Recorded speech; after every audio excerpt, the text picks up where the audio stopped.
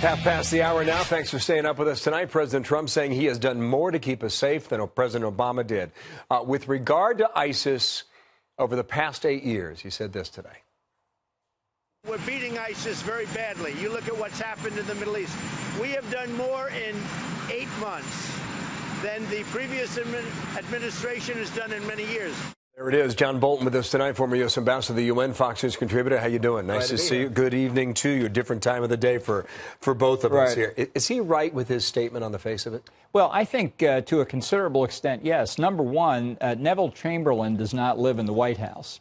I think he's made that clear. I think he's made it clear with respect to the Iranian and North Korean nuclear weapons programs. And I think with respect to international terrorism, he's put the issue back in the center where it should be, of radical Islamic politicized version of Islam and the threat they pose. I really I hold Jack Keane, the four-star general's opinion in high regard, as likewise we do as well. 2 years ago, he came here and said, here's what I do. I'd land a plane at nighttime in the middle of Raqqa, and I'd take the place down in 48 hours. Yeah. Would it have been that easy? Well, I think what he was saying was the pace could have been speeded up considerably, and I think it's unarguable that Donald Trump ordered an increase in the operations tempo. He changed the rules of engagement. I think it's clear that ISIS could have been defeated. The caliphate could have been defeated long before. It was Barack Obama who said his objective was to degrade and ultimately destroy ISIS. Donald Trump came in and said, we're going to destroy it as soon as we can. Now, there are mistakes in this strategy that Obama followed and Trump continued, namely reliance on the forces of the Baghdad government and Shia militia, which are largely controlled by Iran. This is the next fight we're going to face. But in terms of speeding up the defeat of the ISIS caliphate, I think there's no doubt Trump did that. I saw a map today that showed ISIS in control of 3% of Iraq and 5% of Syria. If that is the case on the ground, that is remarkable. The Obama defenders will tell you that this policy was put in motion 2 years ago. Was it? Slow motion. That's the problem, that Obama was content to take a long period of time, during which I think we will find, sadly, that ISIS exfiltrated a lot of its leadership and its trained forces to places like Libya, Afghanistan, Yemen. In other words, got them out of the caliphate so that the collapse of the geographic control does not end their terrorist threat. The longer you gave them to get their people out of there, the more they took advantage of it. That was a big mistake. Mike Morrell, former director of the CIA, said there's no doubt that the Trump team followed their basic strategy. Well, there's no doubt that he continued reliance on the Iraqi forces, which, as I say, I think was a mistake. I think coming into the new administration, the Defense Department, the State Department, the intelligence community should have given him other options.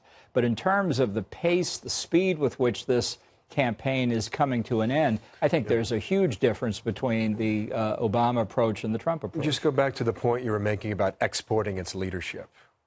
Where did they go? Well, I think they went to places that are not under anybody's effective control. Libya doesn't have an effective central government. Afghanistan's is very confined, as we just saw from Secretary of State Tillerson's trip, where he made it to the Bagram Air Force Base, and that was it, possibly to Yemen, because they could see what was going to happen. The combination of American air power, American artillery and armor, American advisors to Kurds and Iraqi forces was going to lead to the defeat of ISIS. The question was, how quickly would it happen? How many of their leadership would we be able to destroy? And how many of their terrorists could get out? And I think too many have, unfortunately. Last point on this, and it's a bit of a geographical puzzle to try and piece together, and that is Libya has been under pressure.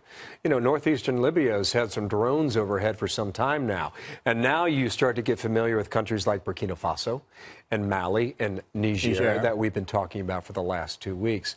This, I believe, is where the battle with regard to ISIS will be fought next. Look, all across North Africa, the seam between Saharan Africa, which is largely Islamicist, and Sub-Saharan African, which is Christian and animist, we've seen Boko Haram rip that seam up in Nigeria and Cameroon. We see what happens in Niger.